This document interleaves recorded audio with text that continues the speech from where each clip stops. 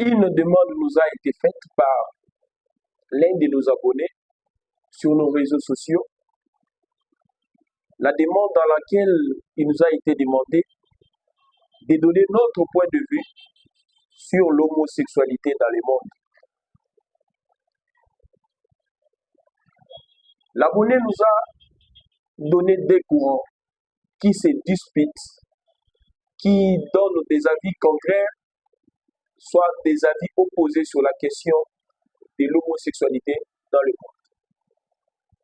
D'une part, il y a les courants de ceux qui disent que l'homosexualité est inhumaine. Il ne respecte pas la dignité humaine.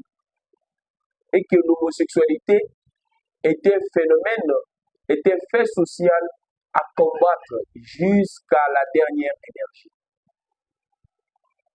D'autre part, il y a ceux qui pensent que, en vertu de la Déclaration universelle des droits de l'homme, qui consacre la liberté, l'homosexualité est un fait social qui a sa raison d'être dans le monde. Et c'est à la suite de ces deux courants qu'il nous a été demandé de donner notre point de vue sur cette question. Très chers abonnés, je ne serai pas beaucoup plus scientifique, non plus beaucoup plus religieux. Je serai plus humain et plus socialiste, sans toutefois avoir en esprit l'idée de vouloir aussi entrer en contradiction de ces deux courants. Pour nous pensons que avant de réfléchir de l'homosexualité comme des humains, nous devrions réfléchir de l'homosexualité comme des animaux. Comme des animaux, on sous-entend qu'il faut d'abord examiner si l'homosexualité est faisable par des animaux. Même dans l'animosité de l'animal, je n'ai jamais vu, sauf preuve du contraire, des espèces animales de même sexe s'accoupler. Je n'ai jamais vu un lion s'accoupler avec un autre lion. Un lion, une lionne, oui.